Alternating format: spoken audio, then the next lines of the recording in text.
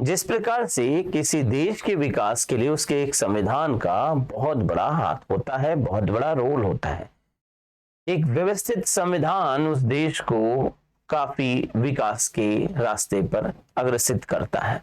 ठीक उसी प्रकार से किसी व्यक्ति के जीवन में उसके लक्ष्य की प्राप्ति के लिए एक सुनिश्चित योजना यानी एक व्यवस्थित संविधान, जिसे हम एक टाइम टेबल कह सकते हैं, बहुत बड़ा योग रखता है, बहुत बड़ा स्थान रखता है। कैसे? क्योंकि संविधान क्या है? संविधान का अर्थ क्या है? सही और उचित विधान। और ये किसी देश के निर्माण के समय जनरली जब वह अपने अस्तित्व में आया उस समय उसके लिए ऑर्गेनाइज होता है। ठीक उसी प्रकार से किसी व्यक्ति विशेष के लिए उसके जीवन में टाइम टेबल का बहुत बड़ा स्थान होता है। जिस प्रकार से देश के लिए संविधान, उसी के लिए हमारे लिए बनाया गया एक विधान, सही उचित विधान। अब विधान क्या है? एक टाइम टेबल। अब अगर आपको अपना जीवन बदलना है, अपने लक्ष्य को प्राप्त करना है, तो लाइफ स्टाइल बदलना बहुत जरूरी है। तो एक परफेक्ट लाइफ स्टाइल, एक व्यवस्थित जीवन तंत्र के दृष्टिकोण से देखा जाए तो एक व्यक्ति को क्या ऐसा किया जाना चाहिए, एक सुनियोजित योजना कैसा बनाया जाना चाहिए, आज इन्हीं मुद्दों पर हम चर्चा करेंगे। सबसे पहले लक्ष्य की प्राप्ति के लिए एक टाइम टेबल हमारा दिनचर्या के तमाम कंटेंट्स को लेकर होना चाहिए। दिनचर्या के सभी कंटेंट्स को ध्यान में रखना होगा।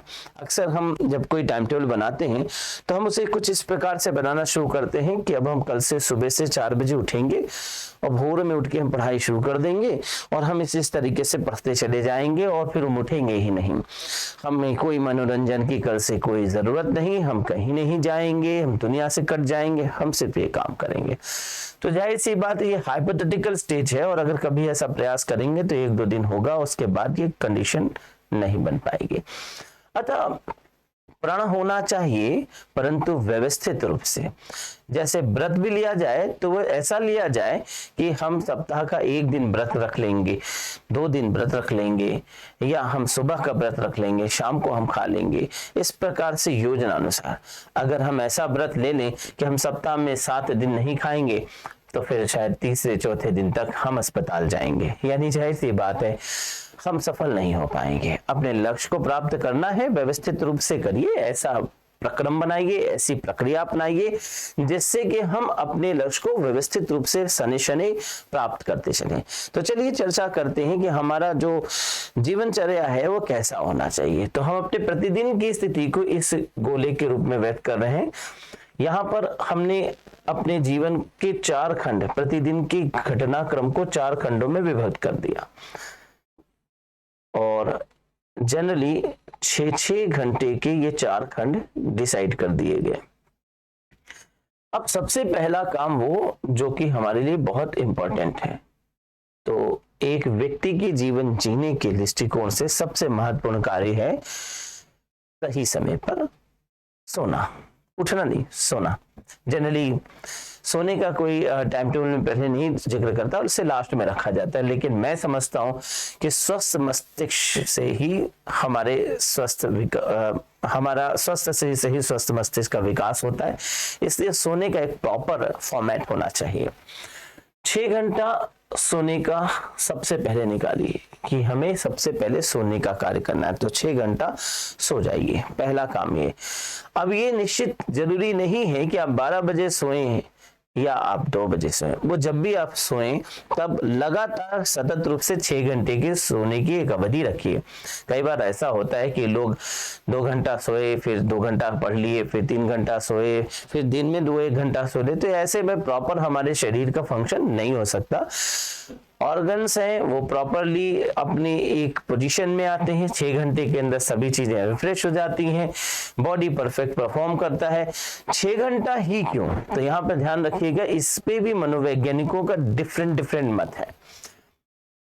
एक अवस्था जब बच्चा जन्म लेता है, थोड़ा सा शैशवावस्था में होता है, तो उसके लिए तो उसकी बॉडी के निर्माण की प्रक्रिया हो रही है, ऐसे में तो उसे 10 से 12 घंटे सोना चाहिए। लेकिन जब बच्चा थोड़ा बड़ा हो जाता है, लगभग 8 साल की अवस्था के दृष्टिकोण से 7 साल 6 साल, तो इस अवस्था में उसके लिए कम से कम 7 से 8 घंटे सोने का व्यवस्थित होना चाहिए। हार्मोन्स के डेवलप हो जाने के बाद, यानी कि 12-13 साल जिसमें हार्मोन्स काफी हद तक हमारे डेवलप हो जाते हैं, हो जाने के बाद लगभग टीनेजर्स की एज से ही लगभग एक 6 आवर्स की जो टाइम टेबल स्टार्ट हो जाना चाहिए। और सबसे ज्यादा इफेक्टिव पीरियड होता है, यहाँ पे व्यक्ति सबसे ज्यादा एनर्जेटिक होता है और इस उम्र में वो काफी हद तक एक्टिव दिखाई देता है। ये प्रक्रिया लगभग एक एक्टिव व्यक्ति के लिए 35 से 40 तक में जरूर अपनाया जाना चाहिए। यह समय व्यक्ति के लिए सबसे ज्यादा कार्य करने का समय होता है, बहुत एक्टिव होता है। 6 घंटे अगर वो सोता है तो शरीर उसकी स्वस्थ रहती है। लेकिन एक बार को 35-40 क्रॉस करने के बाद पुनः 6-7-2 आवर्स में वो कन्वर्टेड होने लगता है और एक प्रक्रिया के रूप में 50 क्रॉस करने के बाद वापस 8 घंटे की निद्रा आवश्यक दिखने लगती है। वो आपका शरीर इसी प्रकार से बन जाता है कि अब आपको एक प्रॉपर समय पे सोना चाहिए, जिससे कि आपका शरीर रेस्ट प्रॉपरली पाए। कुछ वैज्ञानिकों का, मनोवैज्ञानिकों का अपना अलग अलग मत है, लेकिन एक समान अनुभवात्मक आधार पे मैं भी इसे सही मानता हूँ। यानी 6 घंटे का सोने का जो अवधि है अप्रोक्सीमेटली टीनेजर की युग से शुरू होता है और 35 से 40 तक होता है और इसमें प्रॉपरली वर्क कर सकता है, बॉडी अच्छा एक्टिव रहता है। क्योंकि आप जनरली जो प्रिपरेटर्स हैं उनकी स्टेज इसी अवस्था में, यानी इसी एज ग्रुप के हैं। मैंने देखा है 22-23 से लेकर के जो बच्चे उम्र के लगभग 35-37 तक के पीरियड के हैं, तो मैं इसी को टारगेट रखते हुए यहाँ 6 घंटे की एक योजना अपने अनुसार, अनुभव के अनुसार मैं डिजाइन कर रहा हूँ। ये 6 घंटा प्रॉपरली एक साथ रखिए, जो कि बेहतर रहेगा। अगले 6 घंटे को हम 2 भाग में बांट रहे हैं, एक 4 घंटे का पोर्शन और एक 2 घंटे का पोर्शन। इस 4 घंटे के पोर्शन को हम डेली रूटीन के फॉर्मेट में रखेंगे। देखिए, कुछ चीजें तो हम त्याग ही नहीं सकते, जैसे फ्रेश होना और खाना खाना, और खाना बनाना भी है। अगर हम एक स्टूडेंट लाइफ में हैं तो खाना बनाना भी पड़ेगा, तो एक प्रक्रिया है जिसके तहत हमें ये चीज फॉलो करनी पड़ेगी।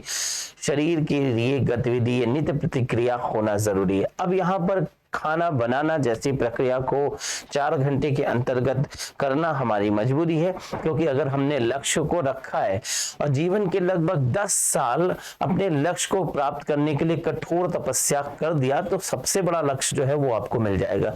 और 5 साल भी हमने किसी चीज को टारगेट किया है तो वो मिल जाएगा। 2 से 3 साल अगर हमने कर लिया तो इंटेलेक्चुअलिटी को गेन कर लेंगे और फिर हम आगे उस प्रक्रिया के रूप में कार्य कर सकते हैं। तो एक मान लीजिए कि आप पीजी कर लिया एक स्टूडेंट ने और उसको 3 साल 4 साल अगर इस तरह से हार्डवर्क कर देता है तो वह अपने लक्ष्य को प्राप्त कर सकता है। अतः ऐसी अवधि में हमें ज्यादा से ज्यादा समय अपने लक्ष्य के प्रति लगाना है, इसलिए हमें जीभा को त्याग देना चाहिए और प्रयास करना चाहिए कि पूरा कंसंट्रेशन हमारा अपने लक्ष्य के लिए हो। तो खाना पीना बनाना इत्यादि को जितना हो सके वो लिमिटेड करना चाहिए। पकवान बनाएंगे तो 14 घंटे भी कम पड़ेगा, इसलिए लिमिटेड होना चाहिए। सप्ताह में 1-2 दिन इसको आप ज्यादा हाईलाइट कर सकते हैं, परंतु डेली रूटीन के रूप में इतने कम टाइम में अपने आप को सर्वाइवल फिट करने के लिए जो भी आप सप्लीमेंट दे सकते हैं, जो न्यूट्रिशनस हो, वो आप प्रयोग करें। एज यदि आप कई बार समय नहीं पाते वैसे जीवन में अध्ययन अध्यापन के दौरान, तो रॉ मटेरियल्स पे भी काम चलाए जा सकते हैं। जैसे ड्राई फ्रूट्स लिए जा सकते हैं, दही लिया जा सकता है, जूस लिया जा सकता है। बहुत से ऐसे संसाधन, पनीर को कच्चे लिए जा सकते हैं कि वो उससे हमारे जीवन को प्रोटीन इत्यादि सब मिल सकता है और हम अपने समय को बचा सकते हैं। तो हमें न्यूट्रिशनस खाना है, लेकिन ये ध्यान रखना है कि समय को बचाना है। एक इंपॉर्टेंट एक्सपेक्ट यहाँ 2 घंटे का पहले मैं निकालूंगा और that is the part of entertainment. इसे कभी नहीं छोड़ना चाहिए। Entertainment is very necessary and is important part of our life, क्योंकि अगर हम एंटरटेनमेंट नहीं करेंगे, प्रॉपरली नहीं, तो जाहिर सी बात है हमारे हर समय की गतिविधियों में हमारा व्यक्तित्व एक दबाव यानी डिप्रेशन का शिकार हो जाएगा और डिप्रेशन की अवस्था में आने के बाद रक्त का प्रवाह शरीर में वो सुस्त हो जाएगा। जाएगा, कम हो जाएगा। लगातार कार्य के बोझ को अगर अपनाए रहेंगे तो हमारा जो रक्त प्रवाह है सुस्त हो जाएगा और ऐसे में हम जो इफेक्टिविटी चाहते हैं वो नहीं आ पाएगी, यानी प्रभावात्मक आधार पे नहीं अध्ययन अध्यापन कर पाएंगे और रिजल्ट लर्निंग करने पर वो लर्निंग नहीं हो पाएगी, हम जल्दी से चीजों को भूल जाएंगे, कई ऐसी शिकायतें देखने को मिलने लगेगी। इसलिए जरूरी है कि हम प्रयास करें कि एटलीस्ट 2 घंटे डेली एंटरटेनमेंट के लिए निकालें, वो भी प्लान्ड एंटरटेनमेंट होना चाहिए। अब ये 2 घंटे एक साथ नहीं रखें, इसे आप सने शने 15 मिनट 20 मिनट कहीं आधा घंटा इस प्रकार से अध्ययन के दौरान ब्रेक करते हुए इसको अपना सकते हैं। नाउ अब मैं एक महत्वपूर्ण एस्पेक्ट जो हमारे लक्ष्य को पूरा करेगा, ये जीवन का 12 घंटे, प्रतिदिन का 12 घंटे तो जीवन जीने के लिए महत्वपूर्ण हो गया, यानी अपने आप को जियाने के लिए इंपॉर्टेंट है। अब ये जो अगला पक्ष है ये मैं CS में रखूंगा, इसे मैं नाम देता हूं कंपल्सरी सेक्शन या core study section.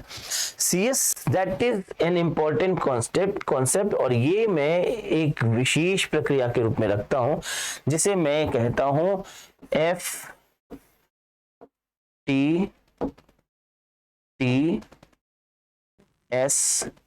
FTTSS। FTTSS. What is FTTSS? That is fixed timetable of self study. FTTSS. ये है fixed timetable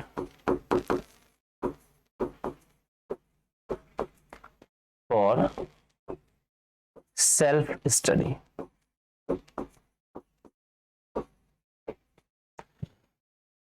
It is very necessary that person should do self study. Self study के बगैर तो कोई चीज possible ही नहीं, तो जरूरी है कि हम खुद से बैठ के अध्ययन करें। कोई भी संस्थान कितना भी अच्छा पढ़ा दे, कितना भी बढ़िया मटेरियल प्रोवाइड कर दे, लेकिन सेल्फ स्टडी करे बगैर कुछ नहीं हो सकता। अब सब आप कहेंगे हम तो बहुत सेल्फ स्टडी करते हैं, सुबह से शाम तक सेल्फ स्टडी करते रहते हैं, जब देखो तब हम किताब लेके बैठे रहते हैं। तो ये इस प्रक्रिया के अनुसार हमें जरूर लगता है कि हमारा मस्तिष्क कहता है कि हम बहुत मेहनत कर रहे हैं, सुबह उठे थे तब से किताब लिए हैं, रात तक में जब जब समय मिला हम पढ़ते रहे, परंतु इसमें हमने ये देखा है कि हम दिन भर सोचते हैं कि हम पढ़ रहे हैं, लेकिन वास्तविक रूप से हम 1/4 भी अध्ययन ठीक से नहीं कर रहे होते।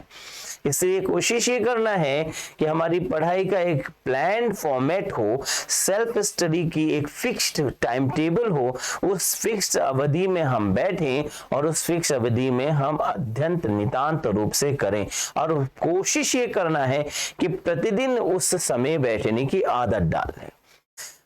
It is a very important aspect for a person for changing his lifestyle.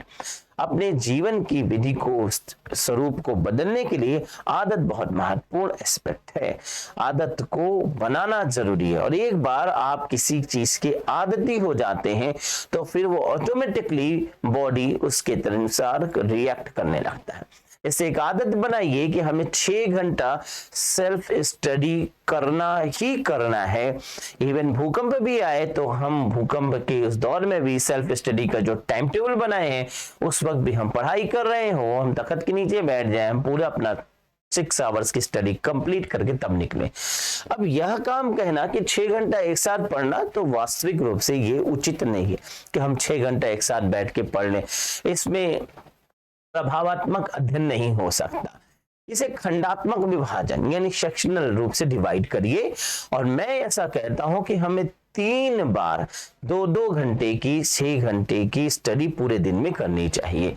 यानी हमें कोशिश करना है कि हमें जो CS है ये 3 खंडों में विभक्त कर देना चाहिए। अब ये कैसा हो, क्या टाइमिंग हो, ये आप निर्धारित करेंगे। ये जरूरी नहीं है कि हम सुबह 4 बजे उठे तभी हम पढ़ सकते हैं। हम सोने की अवधि अपनी दिनचर्या, अपनी सुविधाओं के अनुसार रखें। अगर हम 12 बजे सोते हैं तो हम 6 बजे उठें, और अगर हमें ऐसा लगता है कि हम 2 बजे रात तक पढ़ सकते हैं तो 2 बजे अगर हम सोए तो हम 8 बजे सुबह उठें।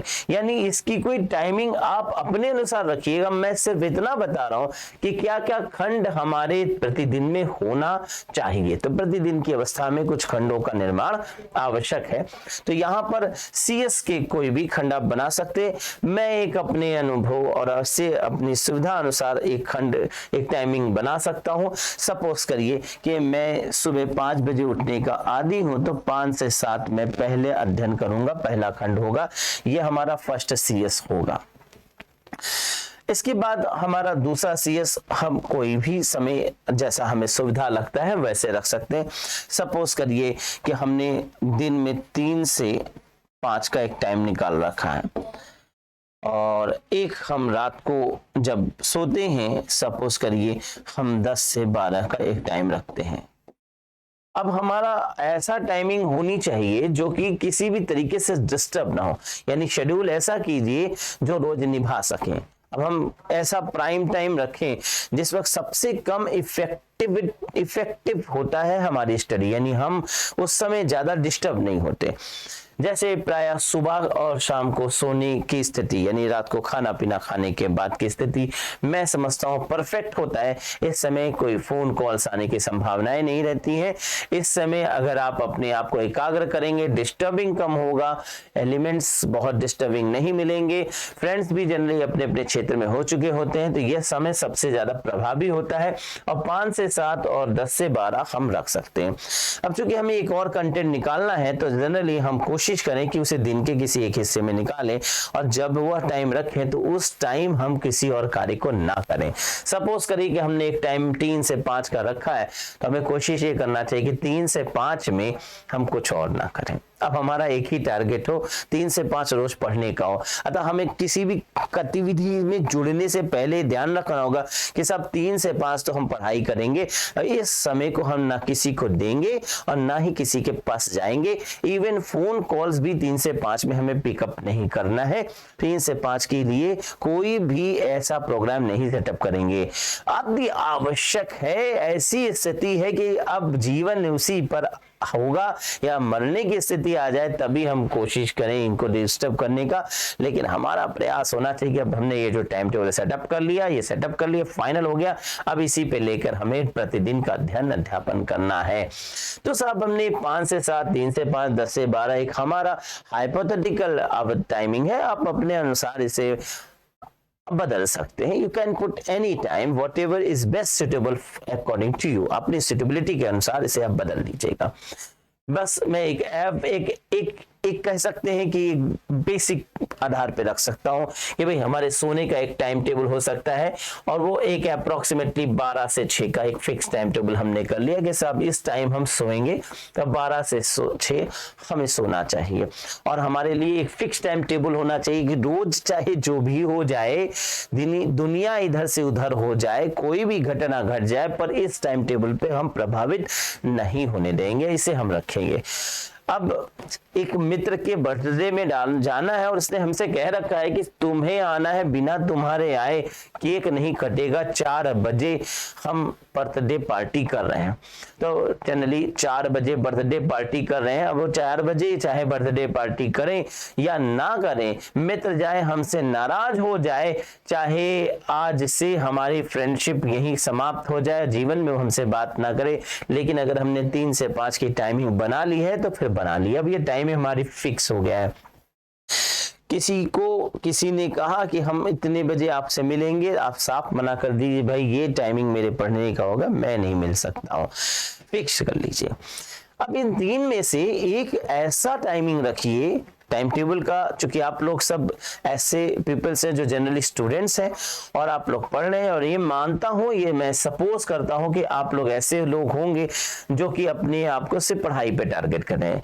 जनरली ये हाइपोथेटिकल एक कंडीशन है जो कि ऐसे बच्चों के लिए ज्यादा प्रभावी हो सकती है जिनका कोई और कार्य नहीं है या किसी व्यवसाय से नहीं जुड़े हैं। अगर आप किसी व्यवसाय से नहीं जुड़े हैं और आपका सिर्फ लक्ष्य पढ़ना है, तो ये टाइम टेबल बहुत बेस्ट है, और इस हिसाब से आप इसको शेड्यूल कर लीजिए।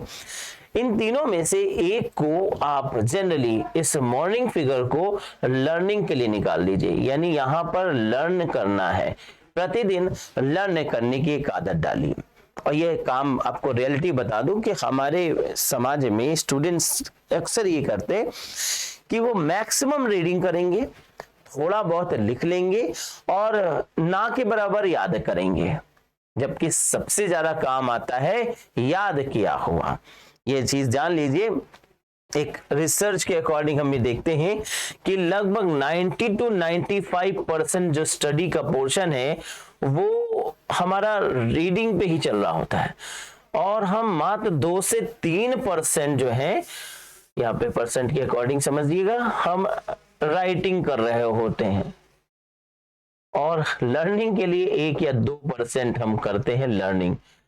अब ये इतना बड़ा फैक्ट है ये कि सबसे बड़ा तो प्रयोग इसी का होता है, जब एग्जाम में बैठते हो तो कितना याद है वही काम आता है, नोटबुक में क्या लिखा है वो काम नहीं आता, और दुनिया में जितना पढ़ा है वो काम नहीं आता। यानी सिर्फ उतना काम आता है जितना याद किया है, यानी how much you have learn. तो लर्न फिगर के अनुसार देखा जाए तो 1 से 2% ही हम लर्निंग करते हैं। अतः हमारा प्रयास ये होना चाहिए कि अपने पढ़ाई का एटलीस्ट मैं कहता हूं प्रतिदिन में 10% 20% लर्निंग का निकाल लेना चाहिए। और सबसे अच्छा है मॉर्निंग का पहला अध्ययन का वक्त जो लर्निंग के लिए फिक्स हो। अब यह टाइम अगर आपने रख लिया और सुटेबिलिटी आपकी हो सकती है, सुबह आप उठ सकते हैं 5 बजे, सुबह उठे 5 मिनट ब्रश करें और फिर बैठ गए, और बैठ करके सिर्फ और सिर्फ फोकस्ड वर्क कर रहे हैं कि लर्न कर रहे हैं प्रतिदिन। दिन भर में जो भी पढ़ा था, मार्क किया था, दिन भर जहां नोट बनाया था वो सारा उठाया और उसको लर्निंग के लिए लग गए। यानी याद करने की प्रक्रिया के रूप में इसे रखिए कि हमें लर्न करना है, फोकस टू लर्न ओनली। तो लर्निंग के लिए आपको इसे बनाए रखना चाहिए। अब मैंने आपको दिखाया है एज 6 घंटा हमारे प्रतिदिन के दिनचर्या का होना चाहिए जो लर्निंग के लिए होना चाहिए। इसके बाद CS से बाहर चलेंगे और अब निकलेंगे OS पे। OS क्या है? Other studies. अदर स्टडीज में हम क्या क्या रखेंगे? अदर स्टडीज के अंतर्गत हम यहां पर कोचिंग की स्टडीज को रख सकते हैं। अगर हम कोचिंग में जाते हैं या किसी इंस्टीट्यूशन से जुड़े हुए हैं, सपोज करिए हम किसी इंस्टीट्यूशन में अभी पोस्ट ग्रेजुएशन में ही है और जा रहे हैं, तो उसको रख सकते हैं। इसके अलावा अगर हम किसी लाइब्रेरी में बैठते हैं, कुछ देर पढ़ते हैं, या कोई भी न्यूज़पेपर का भी काम हो सकता है, या अदर सेल्फ स्टडी OSS यानी अदर सेल्फ स्टडी भी इसमें रखा जा सकता है। तो कुछ भी जो और पढ़ाई करने का कार्य है वो इसमें रख सकते हैं। या कंपलसरी टाइमिंग हो या ना हो, इट इज नॉट नेसेसरी, लेकिन ये कंपलसरी सेक्शन होगा, ये होना ही होगा। यानी कि चाहे जो होली हो, दीपावली हो, कोई त्योहार हो, किसी की शादी हो, कुछ भी हो जाए, ये टाइमिंग आप पढ़ेंगे ही पढ़ेंगे। ये छोड़ भी सकते हैं, ये किसी भी तरीके से नहीं भी हुआ, संस्थान बंद है, कोशिश करेंगे कि हम OS के माध्यम से अपनी पढ़ाई को उतना करने की कोशिश करें। अब एक स्टैंडर्ड रूप से देखा जाए तो सब एक अप्रोक्सीमेटली टाइम आवर यहाँ पर देखा जाए तो 12 आवर्स की स्टडी की बनने की जरूरत होती है। यानी एक व्यक्ति को कोशिश करना चाहिए 12 आवर्स पढ़ने की। अब यहाँ पर प्रश्न आएगा कि साहब 12 घंटे नहीं पढ़ेंगे तो क्या रिजल्ट नहीं आएगा? रिजल्ट क्यों नहीं आएगा? लेकिन अगर लक्ष्य को जल्दी प्राप्त करना है तो हमें अपना 100% देने का प्रयास करनी ही चाहिए। 100% क्यों कह रहा हूं? क्योंकि देखिए आधा तो जरूरी है अपने जीवन के चलाने के लिए। बिना सोए कुछ काम बनेगा नहीं, स्वस्थ शरीर नहीं रहेगा। खाना पीना खाना जरूरी है, फ्रेश होना जरूरी है, और एंटरटेनमेंट जरूरी है। अगर वो नहीं होगा तो हम डिप्रेशन के शिकार हो जाएंगे, हमारे रक्त कोशिकाएं धारा प्रवाह हो नहीं पाएंगे, परिणाम स्वरूप बहुत से डिस्टर्बेंस बॉडी में शुरू हो जाएंगे, थकान हो जाएगी। बहुत से ऐसा है कि मनुष्य एक सामाजिक प्राणी है, अगर वो समाज से कटके रहेगा तो फिर वो कहीं ना कहीं से उसके अंदर एक ग्लूमीपन आ जाएगा। तो इसलिए जरूरी है कि वो ये सारी चीजें करे, अतः इसको तो हटा ही नहीं जा सकता। अब ये पोर्शन है कि भाई अब हम करें तो क्या करें? तो हमारा लक्ष्य क्या है? हमारा लक्ष्य अगर नेट क्वालिफाइड करना है, हमारा लक्ष्य असिस्टेंट प्रोफेसर बनना है, JRF क्वालिफाई करना है, हमारा लक्ष्य IAS है, PCS है, PGT, कोई भी परीक्षा है, हमारा लक्ष्य होना चाहिए। उस लक्ष्य के लिए हम अपना 100% दे।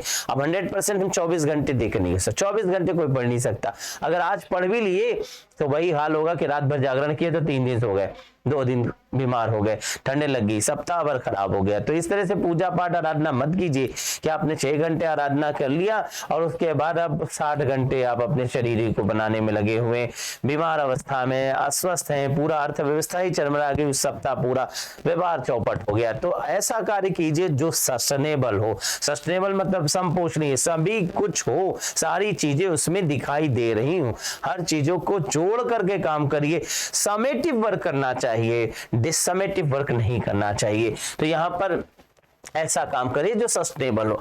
मैं आपको ये नहीं कह रहा हूं कि ऐसा ही करिए, आप ये कर सकते हैं, अपना प्रयास करिए कि 12 आवर्स यानी अपने जो लक्ष्य है उसको प्राप्त करने के लिए 100%। अब 12 घंटे हम दे दें अपने लक्ष्य को तो भाई हमारा लक्ष्य जल्दी से जल्दी प्राप्त हो जाएगा। और इस लक्ष्य को हम कोशिश करें कि हम 12 घंटे की प्राप्ति करें। अब आप कहेंगे 12 घंटे बहुत ज्यादा है, 12 घंटे पढ़ना। कुछ लोग इस बात को लेके कमेंट भी करेंगे कि 12 घंटे पढ़े नहीं तो क्या हो जाएगा, 12 घंटे कौन पढ़ सकता है।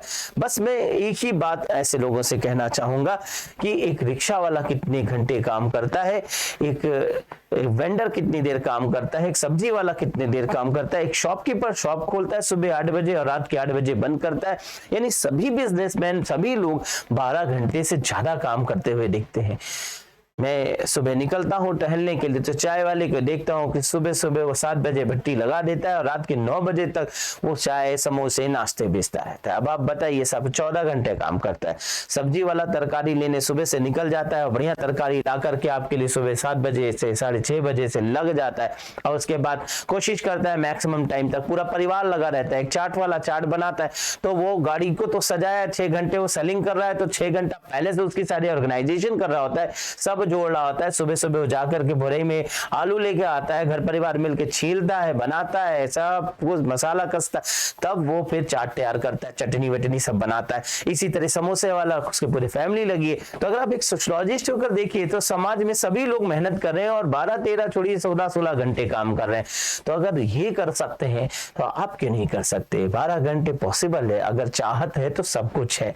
तो यहाँ पर मुमकिन है, अगर आप चाहेंगे तो। चाहना इंपॉर्टेंट है और हमेशा इस सिद्धांत को ध्यान में रखिए कि कोई भी लक्ष्य मुश्किल नहीं होता, इच्छा शक्ति स्ट्रांग होना चाहिए। कहावत है, कौन है कहता है आसमान में छेद नहीं, जरा तबीयत से पत्थर तो उछालो। तो कोशिश करिए, कोशिश करने वाले की हार नहीं होती। हम कोशिश करेंगे, हम नहीं कहते 12 घंटे हम कर ही लेंगे, कोशिश करेंगे। हमारा अप्रोच रहेगा 6 घंटा तो भूलना ही नहीं है, तो करना ही करना है, कुछ भी हो जाए, भूकंप आया जाए, जो भी हो जाए, वो 6 घंटा तो पढ़ना ही पढ़ना है। उसके बाद हमारा प्रयास रहेगा संस्थान से जुड़े हैं, जैसे मान लीजिए कोचिंग जाते हैं तो कोचिंग के वो तो फिक्स हो गया कि आप 2 घंटा 3 घंटा कोचिंग में पढ़ते हैं तो 6-3-9 घंटा तो हो ही गया। अब उसके बाद अब घंटा 1.5 घंटा और अतिरिक्त स्टडी करेंगे तो 10-11 घंटे अप्रोक्सीमेट पहुंच जाएंगे। मैं अपने संस्थान में, इंस्टीट्यूशन में बच्चों को इस कार्य के लिए प्रेरित करता हूं। मैं अपनी काउंसलिंग में बात रखता हूं कि आपको ऐसे अपना पढ़ाई यानी अध्ययन अध्यापन करना चाहिए। साथ ही साथ मैं इसका एक डेटा भी तैयार कराता हूं डे बुक के माध्यम से। डे बुक एक बहीखाता किताब होता है, मैं इसको बहुत परफेक्ट रूप से मानता हूं, खुद भी फॉलो करता हूं और मैं अपने छात्रों को भी कहता हूं कि इसको फॉलो करें। एक पतली सी डे बुक 40-50 रुपए तक मार्केट में मिल जाती है, उसे आप ले लीजिए और OSCS के फॉर्मेट में इसको डेली मेंशन कीजिए। जैसे आपने आज की डेट डाला कि आज 5 दिसंबर है और 5 दिसंबर को हमने CS की जो टाइमिंग फिक्स है वो हमेशा रहेगी, ये 5 से 7 हो गया। एक CS हमने कर लिया, 3 से 5 कर लिया, एक CS हमने कर लिया, 10 से 12 कर लिया, ये फिक्स है, इसमें तो कोई चेंजेस ही नहीं होना है। फिर OS मान लीजिए कोचिंग की टाइम पे रेगुलर हम वो जाते हैं तो हम रेगुलर 9 बजे से लेकर के 12 बजे तक हमने क्लास किया।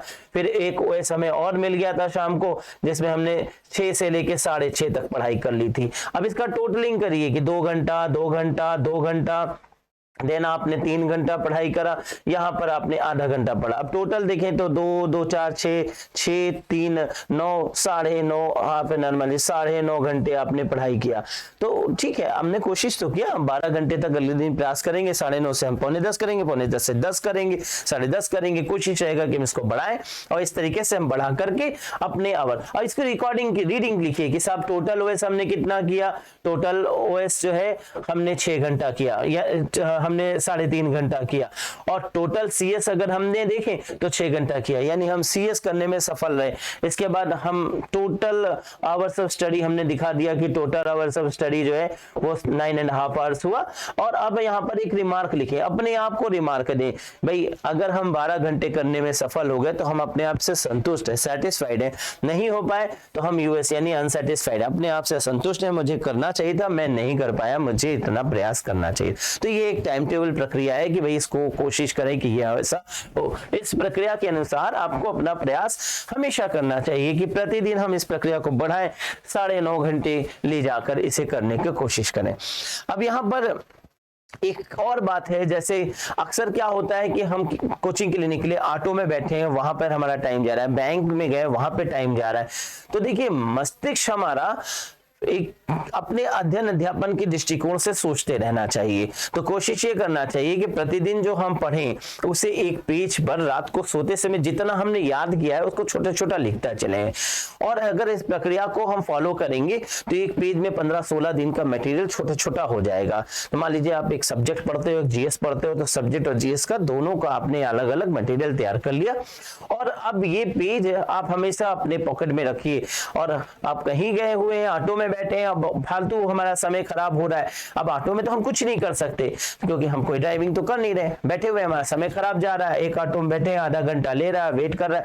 मनन चिंतन दिमाग में करते रहिए कि साहब इसका आंसर ये था, ये मैंने ये कल याद किया था, इसके ऐसे याद किया था। फिर इसके बाद कोई चीज भूल गए तो तुरंत पॉकेट से निकले, ओ अच्छा 1942 था, याद आ गया, ऐसे था, इस तरह से था। मतलब दिमाग को दौड़ाते रहिए। अच्छा, ऐसा करने से क्या होगा, ये जो 15 मिनट था, 20 मिनट था, 25 मिनट था, बैंक की लाइन में थे, वहां पे फालतू टाइम वेस्ट हो रहा था, वहां पे दुनियादारी देख रहे थे, वहां पे दिमाग लगा लिया कि साहब हमने कल याद किया था, ये था, ऐसे था, 1946 में ऐसे हुआ था, और ये इसका फुल फॉर्म ये है, और URL का लोकेटर है, और ये ऐसा ऐसा दिमाग दौड़ा रहे, मन ही मन चिंतन मनन कर रहे, भूल गए तो देख लिया। इसको रीड करते हुए रिकॉर्ड, इसकी रीडिंग बनाते चलिए, यानी कि जैसे टाइम मिले बना लिया, भाई 15 मिनट वहां पढ़े थे, 17 मिनट वहां पढ़े थे ना, हो OS में डाल दीजिए, यानी कि हमने OS जो है 17 मिनट एक जगह किया, हमने OS जो है वो 22 मिनट एक जगह किया। अब ये भी टोटल कर लिया और दिन भर में 1.25 घंटा हम एक्स्ट्रा पढ़ ले गए, ये भी कर लीजिए। कोचिंग में बैठे हैं, क्लास में टीचर आने में वक्त लग रहा है, आप एक किनारा ढूंढिए और अपना रिवीजन चालू कर लीजिए। कहीं पर भी किसी से मिलने गए, बंदा आ रहा है, अब आप 15 मिनट, 20 मिनट, 17 मिनट, ये जो मिनट टू मिनट है, मतलब कहने का मतलब इकोनॉमिस्ट हो जाइए। जैसे मितव्ययता, जिसको ये सही वर्ड है, मितव्ययता, जैसे एक एक पैसे बचाने की एक आदत होती है, वैसे एक एक मिनट बचाने की एक आदत डाल दीजिए, तो आपकी एक हैबिटेट में बदल जाएंगे कि साहब अगर कहीं 1-2 मिनट बर्बाद भी हो रहे तो छटपटाहट से महसूस होगी, ये समय मेरा खराब रहा, नहीं इसको नहीं करना चाहिए, ये करना चाहिए सही समय, अरे मैंने तो कल प्रोग्राम किया था, मैंने तो ये कैंसिल कर दिया था, मैं इतने इंपॉर्टेंट काम पे नहीं गया था, मैंने मित्र की शादी में जाना कैंसिल कर दिया, या मैंने इतना इंपॉर्टेंट चीज मिस कर दिया पढ़ाई की वजह से, तो कहाँ ये मैं टाइम वेस्ट कर रहा हूँ। अतः इस तरीके से आपका एक एक मिनट की आदत पड़ जाएगी। फिर ऑर्गेनाइज रूप से अगर आप 9-10 घंटे पढ़ रहे हैं तो कहीं ना कहीं से 1-8 घंटे और बढ़ने ही जाना है, यानी कि आप टारगेट सेट कर लिया कि साहब अपने जीवन का आधा समय अपने लक्ष्य के लिए दे देंगे और पूरा पूरा प्रयास करेंगे कि अपने लक्ष्य को प्राप्त कर ले। अच्छा, 100% मेहनत करने के बाद जब आप असफल होते हैं ना, तो फिर आपको ग्लानि नहीं होगी, क्योंकि हमने अपना पूरा प्रयास किया ना, नहीं कर पाए, हमारी डेस्टिनी है, फिर करेंगे कोशिश, आगे अगेन करेंगे, एक बार और लग जाएंगे, हम में क्षमता होगी तो जरूर हो जाएगा, और या नहीं हो पा रहा है तो इसका मतलब वास्तविक रूप से हमारे क्षमता के अनुकूल नहीं है, ये भी तो जरूरी है ना। जैसे मान लीजिए हम दीवार को धक्का मार के गिराना चाहें, तो क्या हम प्रॉपरली एक जनरल दृष्टिकोण से देखें, साधारण मानव दीवार को गिरा लेकर नहीं गिरा सकता, उसके लिए उसे अपने बॉडी को इस हिसाब से कैपेबल बनाना पड़ेगा, आपको इतनी वर्जिश करना होगा, इतने आपको अपने हाथ को बल्जेस सबको स्ट्रॉन्ग करना पड़ेगा, बाइसेप्स ट्राइसेप्स सब करना पड़ेगा, तब आप एक कमांडो मारेंगे और खट्टा से गिर जाएगा।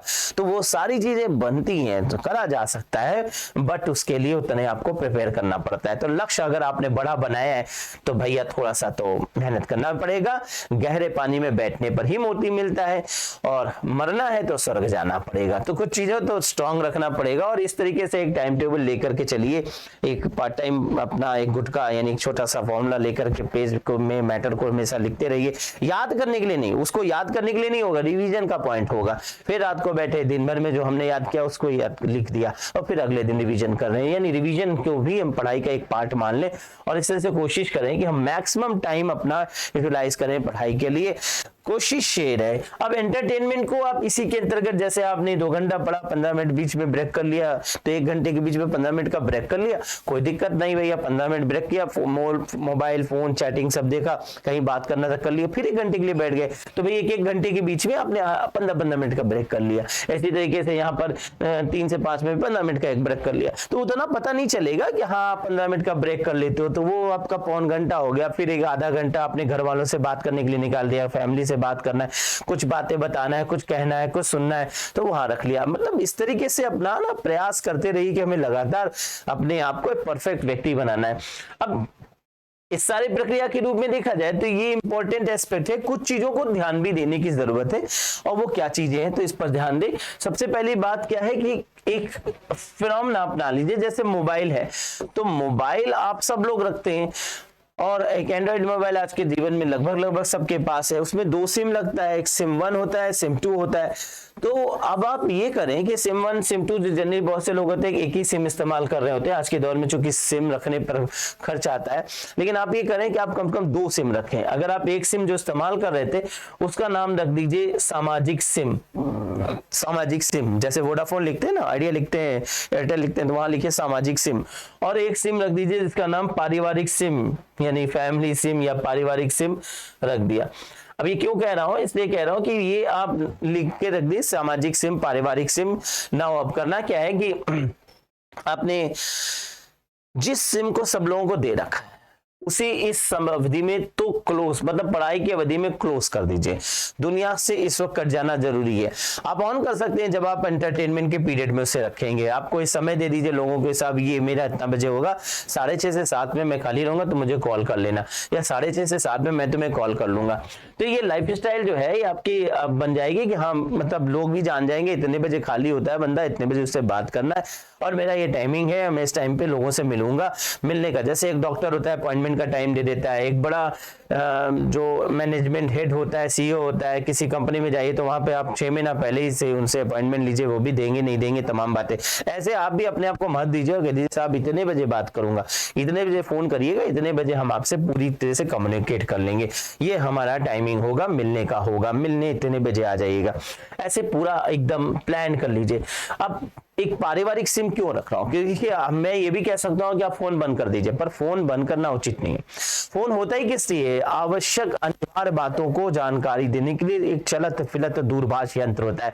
मोबाइल किस लिए होता है कि चलते फिरते आप कहीं पर भी हो, आपको आपके समाज से, आपके परिवार से काटा ना जाए। परिवार एक बहुत इंपॉर्टेंट एस्पेक्ट है, अपने परिवार को लेके चलना चाहिए। अपना परिवार हमारा उत्पत्ति का आधार है और हमने जिस परिवार को उत्पत्ति किया है वो भी हमारी जिम्मेदारी है। इससे परिवार को त्यागने की बात नहीं है, आपको साधु बनने की जरूरत नहीं है, बट ये ध्यान देने की जरूरत है कि पढ़ाई भी करना है। तो अपने परिवार को आप बता दीजिए कि साहब ये टाइम मेरा सीएस वाला जो है ये बहुत इंपॉर्टेंट है, इसमें आप फोन मत करिएगा, क्योंकि इस टाइम मैं प्रयास करता हूं, मैं चाहता हूं कि इस टाइम में डिस्टर्ब ना हो। अतः अब मेरा ये टाइम है 6:30 से 7 में, मेरे इतने बजे किसी भी प्राइम टाइम है, एंटरटेनमेंट का एक टाइम निकाल दिए, ये प्राइम टाइम है, इसमें आप कम्युनिकेट कर सकते हैं, हमसे बात कर सकते हैं। बाकी आप यहाँ भी कॉल करते हैं तो क्लास में भी है तो भी हम अगर जरूरी है तो फोन उठा लेंगे और आप ये सब समय कर सकते हो। लेकिन आप कोशिश ये करिए कि अति आपत्ति काल हो तभी इस टाइम पे कॉल करिए, नहीं आप अन्य समय हमें कॉल करिए। नहीं, परिवार को भी बता दिया, उन्हें भी पता है यहाँ भी इस टाइम पढ़ रहे होंगे, अभी रहने दो, अभी बच्चा पढ़ रहा होगा, हम इस टाइम पे कॉल करेंगे। तो माँ बाप, पिता, भाई, बंधु, जो भी आपके परिवार के सदस्य, उन्हें आप ये बता दिए मेरा टाइम टेबल है, इस टाइम मत डिस्टर्ब करिएगा, इस टाइम हम पढ़ते हैं। अब ऐसा करने से क्या होगा ना, योजनागत रूप से आपका जीवन चलेगा और योजना के आधार पर जब कोई चीज करी जाती है तो वह अपेक्षित परिणाम लाती है। यहाँ पर एक चीज और है, कुछ चीजों को ध्यान रखिए जब तक आप एजुकेशन की लाइफ में। एक फॉर्मूला है कि नो आपको हो जाना चाहिए, हर किसी को नो करने की एक आदत करिए। नो, और दूसरा है सॉरी, यानी कि सॉरी बोलने की आदत डाल दीजिए। मत करिए किसी के लिए विशेष कोई काम, सपोर्ट करना, हेल्प करना, सामाजिक होना, थोड़े कुछ दिन के लिए रुक जाइए। 2 से 3 साल 4 साल जब तक लक्ष्य नहीं मिलता, 2-3 साल बहुत होता है। अगर आप 3 साल रगड़ के मेहनत कर दीजिए, आप अपने लक्ष्य पा जाएंगे। नेट तो कोई बड़ी चीज ये नहीं 6 महीने में मिल जाएगा, लेकिन बात होती है असिस्टेंट प्रोफेसर की, सफल होने की बात है। जब तक जॉब नहीं मिला सब कुछ बेकार है। तो चाहे कोई भी लक्ष्य बनाए, पीजीटी के भी लक्ष्य बनाए तो भैया उसके लिए 2-3 साल लग जाएंगे। अगर आईएएस के लिए बनाए तो 2-3 साल लग, 3 साल एकदम टारगेट करके, हमें कुछ नहीं सोचना है, हमें केवल और केवल इसी कार्य को करना। इस तरीके से टारगेट कर दिया कि भाई, तो आप अपने आप को समाज से उस वक्त काटिए। अभी अगले 2-3 साल आपको सोसाइटी से हटके रहना है। समाज सेवक होने के लिए भी बेस होना चाहिए, बेस बना लीजिए, अपने आप को एक पोजीशन पे पहुंचा लीजिए, फिर यही समाज आपको सलाम करेगा। उगते सूरज को सल्यूट किया जाता है, डूबते सूरज को कोई नहीं ध्यान देता। अतः यहाँ पर इस तरीके से अपने आप को प्रिपेयर करिए। थोड़ी सी अपने अंदर सेल्फिशनेस लाइए, बहुत जरूरी है सेल्फिशनेस, यानी स्वार्थीपन। कुछ दिनों के लिए आपको सेल्फिश हो जाना चाहिए, अपने आप को पूरे से समाज से कटने का, और अपना फायदा हो वैसा काम करिए। फायदा इन द सेंस कि हमारी पढ़ाई ना रुके, हमारे लक्ष्य पर ध्यान देना। जब परिवार के प्रति है डिवोटेड, लेकिन कोशिश ये करना चाहिए कि परिवार भी हमारे लिए प्रभावित, हमारे शिक्षण, हमारे कार्य को प्रभावित ना करे। अपने लक्ष्य को ध्यान में रखते हुए हम उतना सपोर्ट करें जितना हम कर सकते हैं, जिससे हमारा अध्ययन अध्यापन ना बिगड़े।